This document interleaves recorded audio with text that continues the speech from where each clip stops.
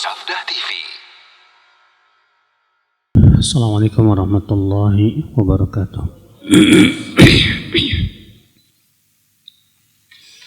Alhamdulillah, nahmaduhu wa nasta'inuhu wa nastaghfiruh wa na'udzu billahi min syururi anfusina wa min sayyiati a'malina.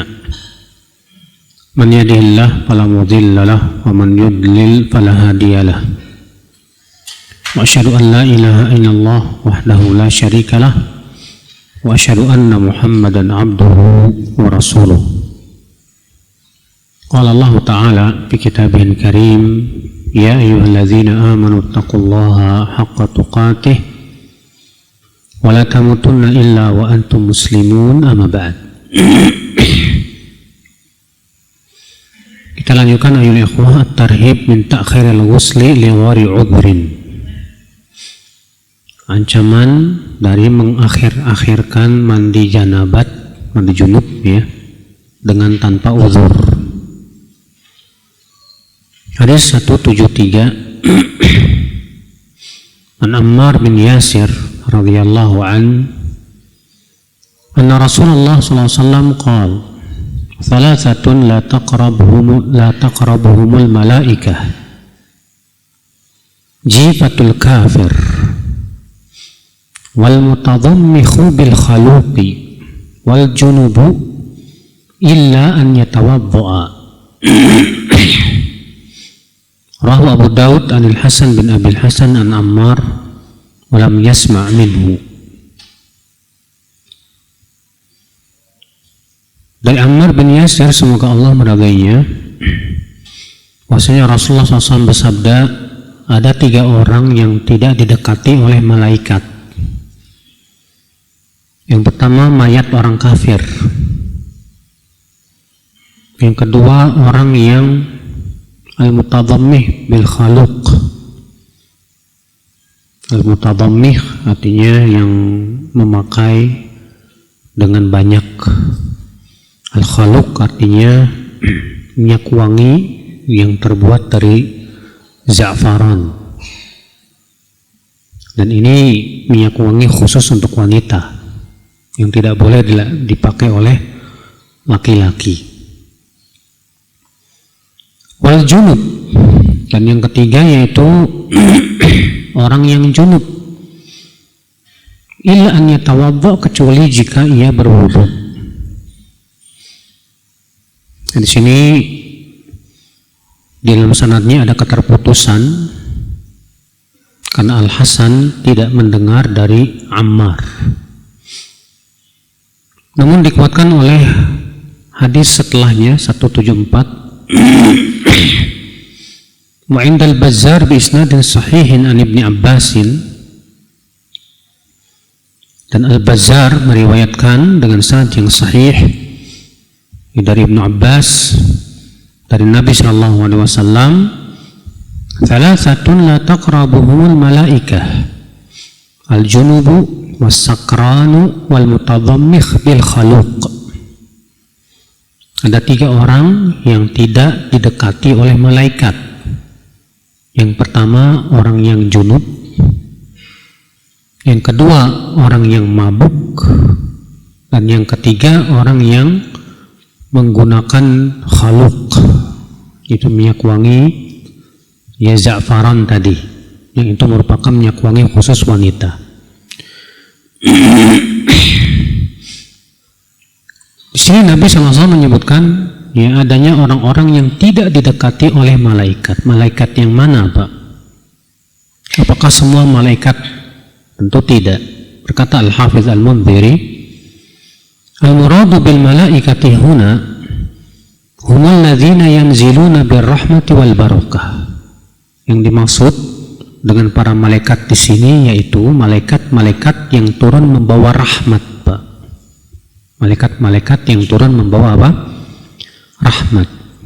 Dunal hafadhah, bukan malaikat-malaikat yang bertugas untuk menjaga manusia, bukan.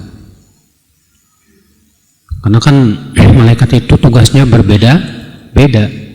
Ada malaikat yang membawa rahmat ke rumah-rumah, ya, demikian pula kepada orang-orang yang Allah rahmati.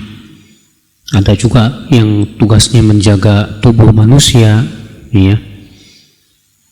Fa innahum la yufariqunahu ala halimil ahwal. Karena kata beliau, malaikat-malaikat yang menjaga manusia ini tidak akan meninggalkan manusia. Sumakila. Kemudian ada pendapat yang mengatakan mengenai orang yang junub tidak didekati malaikat.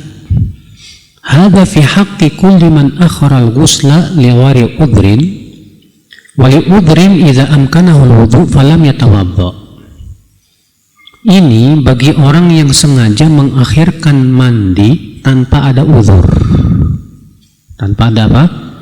Uzur. Kalau atau karena ada uzur tapi dia masih memungkinkan untuk wudu tapi tidak mau berwudu. Iya, makanya disebutkan dalam hadis tadi kecuali kalau dia apa? Berwudu. Makanya Nabi SAW kalau habis jima kemudian mau tidur, ya, maka beliau biasanya berwudu dulu baru apa? Tidur. Supaya apa? Supaya tidak dijauhi oleh malaikat rahmat, saudaraku. Waqila wallazi yuakhiruhu tahawunan wa kasala. Ada pendapat lain bahwa yang dimaksud dengan junub di sini adalah yang meninggalkan mandi karena malas dan menganggapnya remeh, dia mengakhir-akhirkan mandi. Wa yattakhidhu dzalika 'adatan, dan menjadikan itu sebagai kebiasaannya. Wallahu a'lam. Jadi di sini ada beberapa penafsiran ulama. Di sini akhi kita ambil faedah. Faedah yang pertama, di sini menunjukkan larangan tasyabbuh dengan wanita. Karena di antara orang yang tidak didekati oleh malaikat rahmat, yaitu yang memakai minyak wangi yang terbuat dari za'faron. Za'faron itu kalau antum pernah lihat, dia kayak bunga, ya, kecil, warnanya merah. Orang sering nyebutnya dengan saffron, Mbak. Iya. Saffron bukan saffron, saffron. Ya, dia biasanya digunakan untuk minyak wangi, digunakan juga untuk pewarna. Nah, Nabi Shallallahu Alaihi Wasallam melarang untuk laki-laki menggunakan za'faron. Kenapa? Karena ini memang di zaman Nabi Shallallahu Alaihi Wasallam adalah kebiasaannya para wanita, dan itu memang minyak wangi khusus untuk apa? Wanita. Maka Nabi melarang para laki-laki menggunakannya karena memang tidak boleh laki-laki menggunakan sesuatu yang itu khusus untuk siapa? Wanita. Nabi bersabda, la'anallah al-mutasyabbihina minar rijal wal mutasyabbihati minan nisa.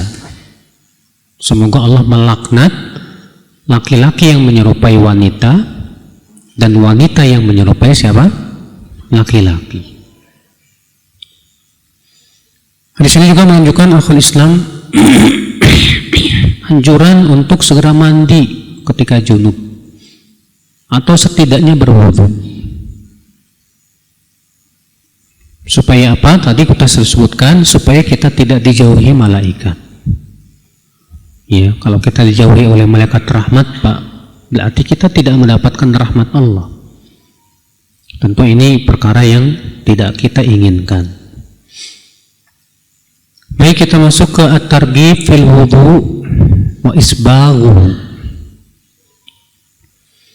Anjuran untuk berwudu dan menyempurnakan wudu. Hadis 175 An Ibnu Umar an Abi radhiyallahu anhuma anin Nabi sallallahu alaihi wasallam fi su'ali Jibril iyyahu anil Islam. Dari Abdullah bin Umar, dari ayahnya, semoga Allah meridainya, dari Nabi Shallallahu Alaihi Wasallam tentang pertanyaan malaikat Jibril kepada Rasulullah Sallallahu Alaihi Wasallam ya tentang Islam. Di mana malaikat Jibril bertanya kepada kepada Rasulullah SAW, mal Islam? Apa itu Islam? Maka Rasulullah SAW bersabda, al-Islam an tashhada an la ilaha illallah wa anna Muhammadar Rasulullah wa an tuqimas salah wa tu'tiyaz zakah wa tahujja wa ta'tamira wa taktasila minal janabah wa an tutimmal wudu'a wa tasuma Ramadan. Qala fa idza fa'altu dzalika fa ana muslim? Qala na'am. Qala sadaqta. Dari Ibnu Umar, dari ayahnya, semoga Allah meridai keduanya, dari Nabi SAW, bahwa malaikat Jibril bertanya kepada Rasulullah tentang Islam. Maka beliau bersabda, Islam itu adalah kamu bersyahadat la ilaha illallah dan bahwasanya Muhammad Rasulullah, dan kamu mendirikan sholat, membayar zakat, haji dan umroh, dan kamu mandi janabat, dan kamu menyempurnakan wudhu, dan kamu berpuasa Ramadan. Lalu malaikat Jibril berkata, kalau aku melakukan itu berarti aku muslim. Kata Rasulullah, ya. Maka malaikat Jibril berkata, sadaqta, kamu benar. Ya. Dikeluarkan Ibnu Khuzaimah dalam sahihnya. Demikian. Namun yang ada dalam sahihain tidak ada tambahan umroh, mandi janabat, dan menyempurnakan wudhu. Yang ada dalam Sahih Bukhari dan Muslim hanya syahadat la ilaha illallah Muhammad Rasulullah, mendirikan sholat, membayar zakat, berpuasa Ramadan, dan haji ke Baitullah. Tapi dalam riwayat Ibnu Khuzaimah ini ada tambahan umroh, mandi janabat, dan menyempurnakan apa? Wudu. Sehingga terjadi khilaf para ulama, apakah tambahan ini sahih atau ya syadz? Sebagian ulama mengatakan ini tambahan yang syadz, karena bersendirian padanya seorang perawi yang bernama Sulaiman. Sementara perawi-perawi yang lainnya tidak ada yang menambahkannya. Makanya Imam Bukhari dan Muslim tidak menyebutkan tambahan itu dalam sahih mereka. Sedangkan sebagian ulama berpendapat bahwa ini tambahan perawi yang thiqah, yang disebut dengan ziyadatul thiqah. Sedangkan tambahan perawi yang thiqah, selama tidak bertabrakan dan periwayatan yang thiqah, dianggap oleh mereka sebagai apa? Ya, periwayatan yang sahih. Makanya Syekh Albani rahimahullah di sini, ya beliau menganggapnya sahih. Ya Allah wa'ala. Di sini akhi kita ambil faedah.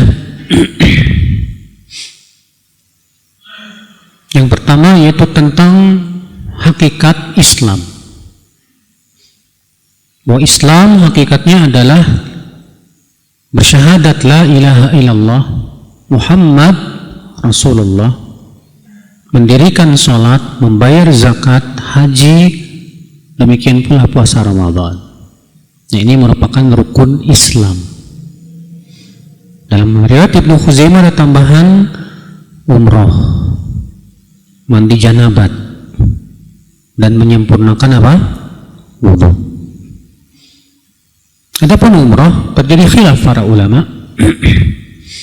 Apakah umroh itu hukumnya wajib atau sunnah? Umroh apakah wajib atau hukumnya apa? Sunnah.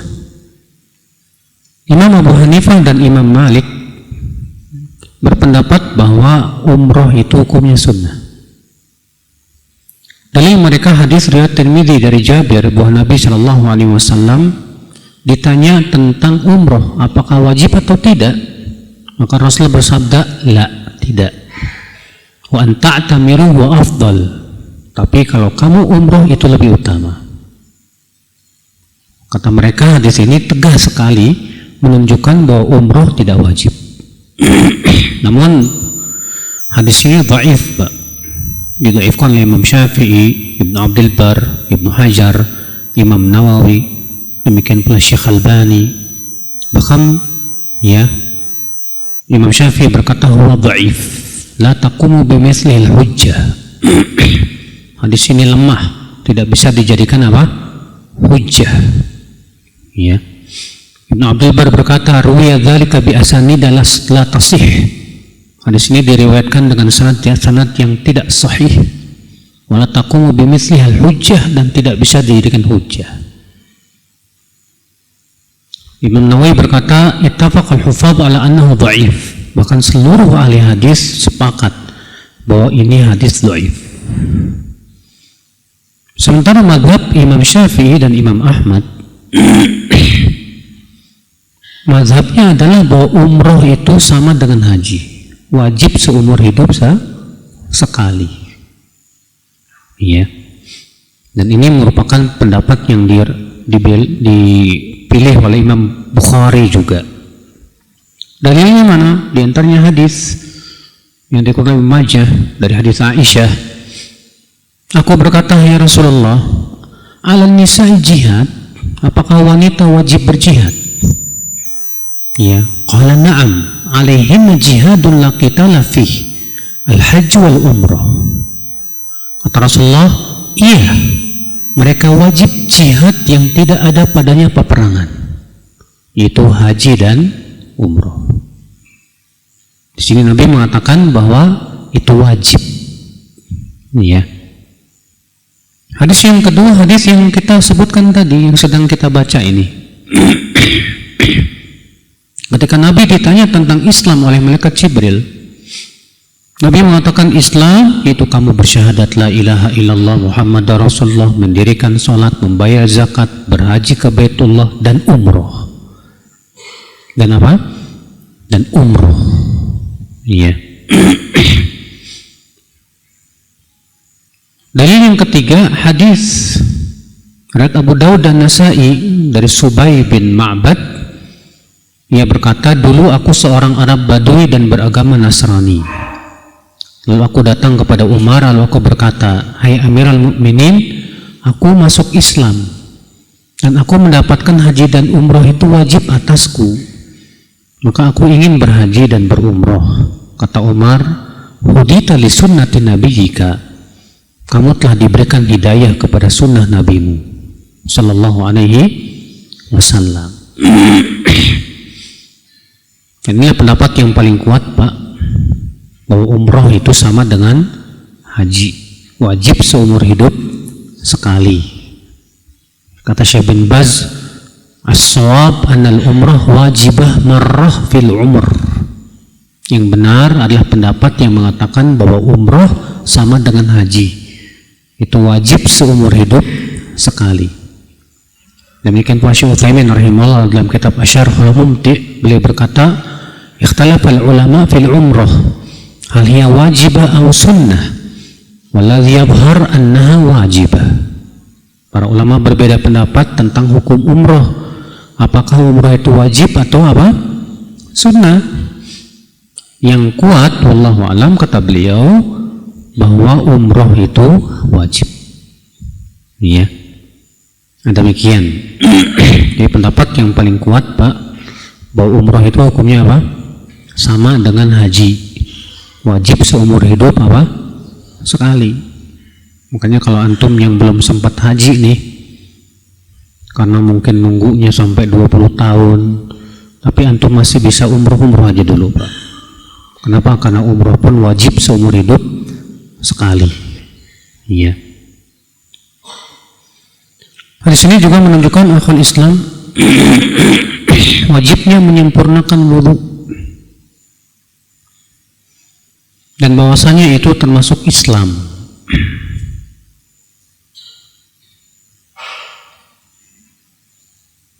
Kita lanjut hadis berikutnya 176. Wa an Abi Hurairah radhiyallahu anhu qala sami'tu Rasulullah sallallahu alaihi wasallam yaqul inna ummati yud'auna yaumal qiyamati ghurran muhajjalina min atharil wudu. Faman istata'a minkum an yutila ghurratahu falyaf'al. Rahul Bukhari wa Muslim. Dari Abu Hurairah, semoga Allah meridainya, aku mendengar Rasulullah SAW bersabda, sesungguhnya umatku nanti pada hari kiamat akan dipanggil dalam keadaan gurran. Gurran itu ubun-ubunnya bercahaya, Pak. Muhajjalin itu dari tahjil, tangan dan kakinya juga bercahaya. Min atharil wudu, karena bekas air wudu. Maka siapa yang mampu di antara kalian untuk memanjangkan cahaya di ubunnya, silahkan ia lakukan. Nah, terjadi khilaf para ulama, Pak. Tambahan tadi, siapa yang di antara kalian mampu untuk memanjangkan cahaya di ubunnya, hendaklah dia apa? Lakukan. Apakah ini sabda Rasulullah ataukah ini ucapan Abu Hurairah? Pendapat yang paling kuat bahwa ini mudraj. Ini dari ucapan Abu Hurairah, bukan dari sabda Rasulullah sallallahu alaihi wasallam. Berdasarkan riwayat dalam Abu Awanah, di mana Abu Awanah meriwayatkan hadis ini dengan terpisah, di mana Abu Hurairah berkata, Rasulullah bersabda, sesungguhnya umatku nanti akan dipanggil pada hari kiamat dalam keadaan ubunnya, kaki dan tangannya putih bercahaya karena bekas air wudu. Lalu Abu Hurairah berkata, siapa di antara kalian yang mampu untuk memanjangkan gurrohnya, hendaklah ia lakukan. Artinya itu ada riwayat yang tegas menunjukkan bahwa ini ucapan Abu Hurairah, bukan dari sabda Rasulullah SAW. Dan akan dibawakan juga riwayat setelah ini yang menunjukkan bahwa ini ijtihadnya Abu Hurairah. Iya. Sehingga terjadi ikhtilaf para ulama gara-gara ini, Pak. Apakah disunnahkan untuk mencuci anggota wudhu melebihi batasannya? Contoh misalnya kalau tangannya kan batasannya sampai siku, disunnahkan nggak mencucinya sampai segini misalnya nih, sampai lengan.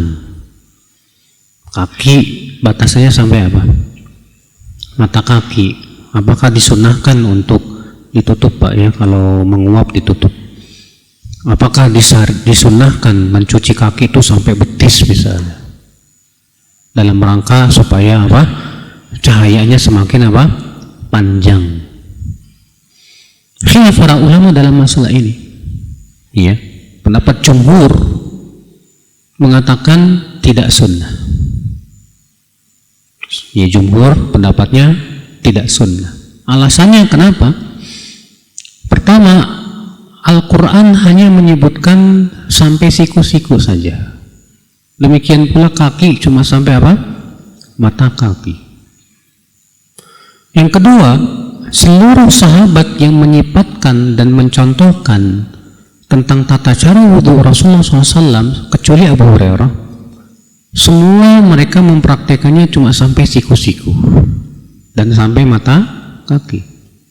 Seperti Abdullah bin Zaid, Utsman bin Affan, Abdullah bin Abbas, dan sahabat-sahabat yang lainnya seperti Ali bin Abi Thalib, ketika mereka mencontohkan bagaimana wudhu Rasulullah SAW, ternyata mereka hanya mencuci sampai apa? Siku-siku, tidak lebih dari itu.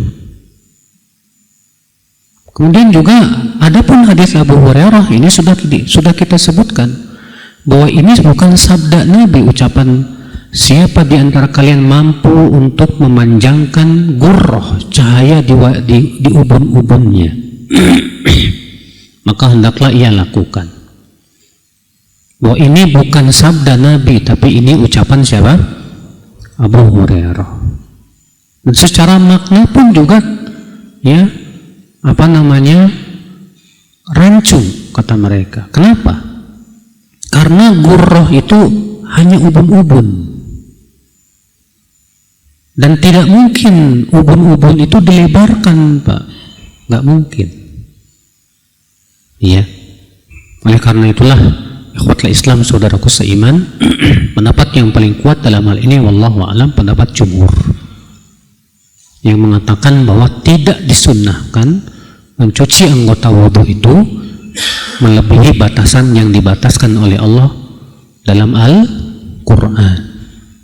Ini pada bobo ini gimana ini? Jangan pada tidur, Mas. Di masjidnya enak soalnya AC-nya dingin. Iya. Mungkin antum ya capek kali habis kerja ya. Baik, akhal Islam. Hadis ini kita ambil faidah. Hadis ini menunjukkan keutamaan umat Islam, Pak. Terutama mereka yang senantiasa berwudu. Oh, nanti pada hari kiamat mereka akan dipanggil oleh Allah dalam keadaan bekas-bekas air wudunya itu menjadi cahaya, Masya Allah. Iya. Hadis ini dijadikan dalil oleh mazhab Syafi'iyah bahwa mengusap kepala itu cukup ubun-ubun saja. Pernah lihat nggak, Pak?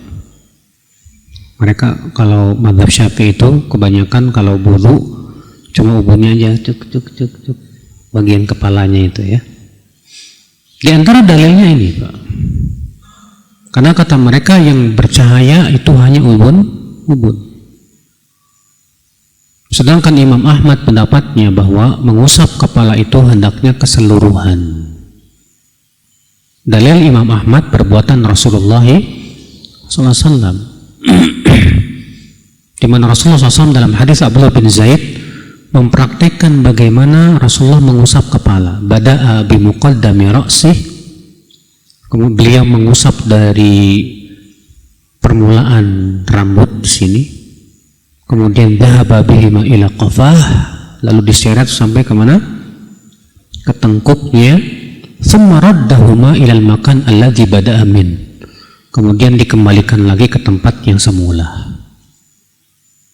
Demikian pula dalam hadis Rubayyi riwayat Abu Daud adalah Rasulullah SAW mengusap kepalanya dengan cara beliau mengusap dari depan ke belakang, sudah nggak dibalikin lagi, tapi itu pun boleh. Iya.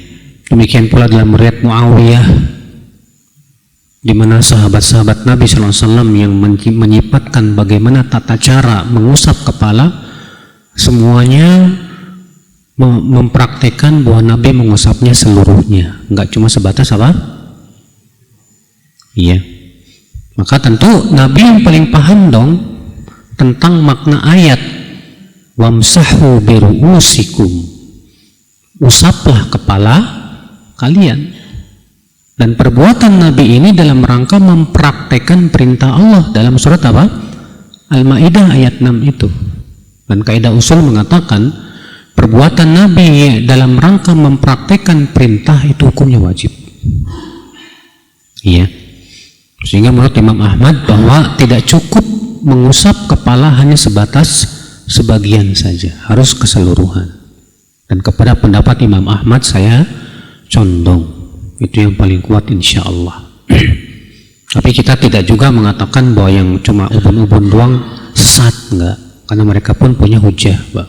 Masing-masing punya dalil. Iya. Allahu a'lam. Kita lanjutkan, akhi.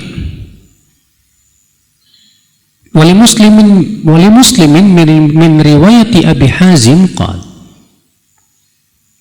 dan Imam Muslim meriwayatkan dari Abu Hazim, ia berkata, kuntu khalfa Abi Hurairah wa huwa yatawadda'u lis-shalah, fakana yamuddu yadahu hatta yablugha ibtahu, faqultu lahu ya Aba Hurairah ma hadzal wudu, faqala ya bani Farrukh antum hahuna, faqultu lahu ya Aba Hurairah lau alimtu annakum hahuna ma tawadda'tu misla hadzal wudu. Sami'tu khalili Rasulullah SAW yaqul tablughul hilyah minal mu'min haitsu yablughul wudhu. Abu Hazim, ya semoga Allah merahmatinya, berkata, aku pernah berada di belakang Abu Hurairah yang sedang wudhu untuk sholat. Dan Abu Hurairah ketika mencuci tangannya, beliau cuci sampai ke ketiak. Beliau cuci sampai apa? Ke ketiak. Lalu aku bertanya, ya Abu Hurairah, ini wudhu apaan? Ya, kok nyucinya sampai apa? Ketiak. Apa kata Abu Hurairah? Ya Bani Farrukh. Bani Farrukh itu artinya keturunan Nabi Ibrahim, ya. Kalau aku tahu kamu ada di sini, aku nggak bakalan berwudu seperti ini. Tuh lihat, ini semakin menguatkan bahwa ini adalah ijtihadnya siapa? Abu Hurairah, bukan dari sabda Rasulullah SAW. Aku lakukan ini karena aku mendengar Rasulullah bersabda, perhiasan mukmin itu akan sampai sesuai dengan sampainya air wudhu. Maka Abu Hurairah memahami dari ucapan Nabi ini berarti, ya, semakin dipanjangkan semakin banyak cahayanya. Namun Pak, sudah kita sebutkan tadi bahwa pemahaman Abu Hurairah ini diselisih oleh banyak para sahabat yang lainnya.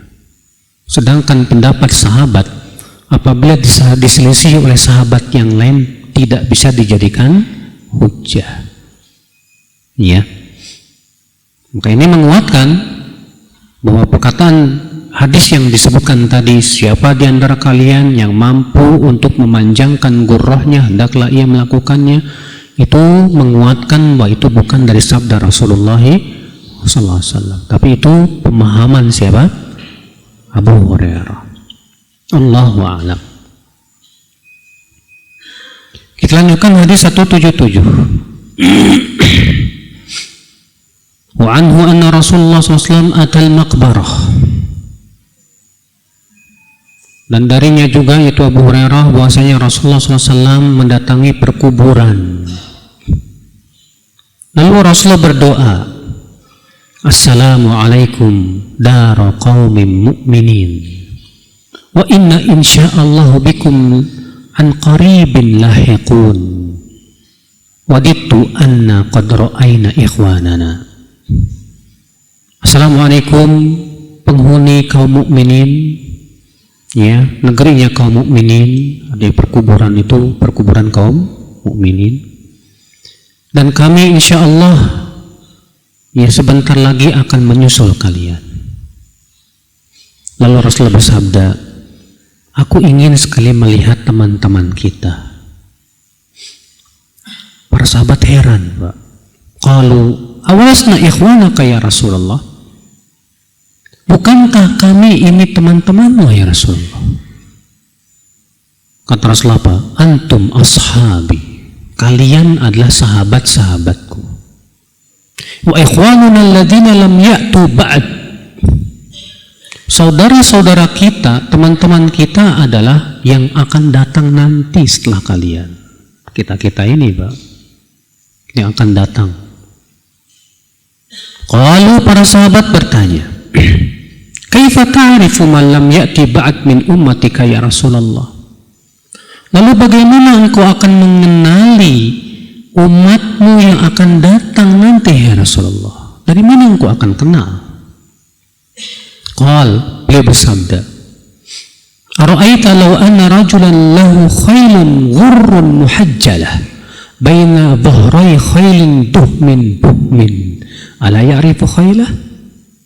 Bagaimana pendapat kalian kalau ada seorang laki-laki memiliki kuda yang semuanya hitam tapi ubun-ubunnya putih, kakinya juga, ya, empat-empatnya putih, di tengah-tengah, ya, di tengah-tengah kuda yang semuanya hitam, tak ada campurannya. Kira-kira dia bakalan mengenal kudanya nggak? Ya, jadi dia punya kuda kudanya itu ubun-ubunnya apa? Putih, kaki-kakinya putih. Di tengah-tengah kuda yang semuanya hitam. Kira-kira dia bisa mengenali nggak? Kata para sahabat, iya pasti bisa ya Rasulullah.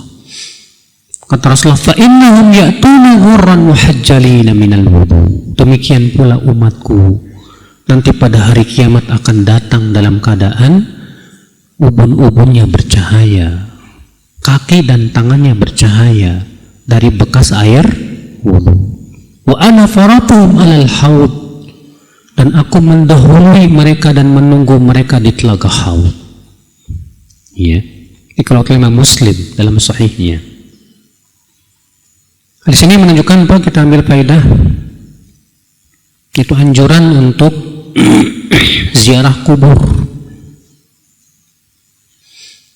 Tadinya ziarah kubur itu dilarang sama Rasulullah. Ya, tadinya dilarang. Kenapa? Karena waktu itu para sahabat baru masuk Islam, akidahnya masih lemah, akidah tauhidnya masih apa? Lemah. Dikhawatirkan mereka akan terfitnah oleh kuburan sehingga mengagungkan kuburan. Setelah para sahabat kuat imannya, maka Rasulullah mengizinkan. Beliau bersabda, kuntu nahaitukum an ziyaratil kubur fazuruha fa inna tudzakirukumul akhirah. Dahulu aku melarang kalian ziarah kubur, adapun sekarang silahkan kalian ziarah kubur, karena ziarah kubur itu mengingatkan tentang kehidupan apa? Akhirat. Iya. Jadi kenapa dilarang di awal-awal, Pak? Takut ya terfitnah oleh kuburan sehingga jatuh kepada apa? Kesyirikan. Dan ternyata ya akhi, yang Rasulullah khawatirkan malah dilakukan oleh banyak umat Islam, Pak. Sekarang kuburan, apalagi kuburan wali ya, wah diagungkan, masya Allah, jadi komersil, Pak.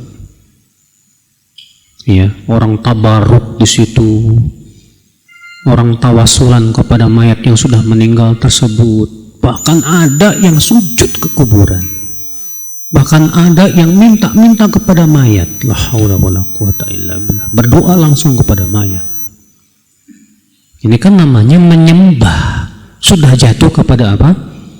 Kesyirikan. Kalau cuma sebatas ziarah kubur, mendoakan mayat yang di kuburan, itu syariat, dianjurkan. Tapi kalau sudah sampai beribadah kepada si mayat dengan cara berdoa kepada mayat dan meyakini bahwa mayat akan bisa menyampaikan doanya kepada Allah, mana dalilnya? Bahkan sebagian umat Islam punya keyakinan doa di masjid yang ada kuburannya lebih mustajab. Doa katanya di sisi kuburan wali itu lebih mustajab dibandingkan di tempat yang lainnya. Ini sampai punya keyakinan seperti itu, subhanallah. Pada Rasulullah SAW, Pak, sudah mewanti 5 hari sebelum Rasulullah wafat. 5 hari sebelum Rasulullah wafat, apa kata Rasulullah? La'anallahu al-yahud wan nasar ittakhadhu qubur anbiya'ihim masajid. Semoga Allah melaknat Yahudi dan Nasrani. Mereka menjadikan kuburan Nabi mereka sebagai apa? Masjid. Yuhadziru ma sana'u. Rasulullah mewanti-wanti para sahabat jangan sampai melakukan seperti yang dilakukan oleh kaum Yahudi dan Nasrani. Ya. Cuma masalahnya, Pak, mereka yang sekarang baik. InsyaAllah hadis ini kita akan lanjutkan pada pertemuan yang akan datang. Demikian wabillahi taufiq, subhanakallah bihamdik, asyhadu an la ilaha illa anta, astaghfiruka wa atubu ilaik. Assalamualaikum warahmatullahi wabarakatuh.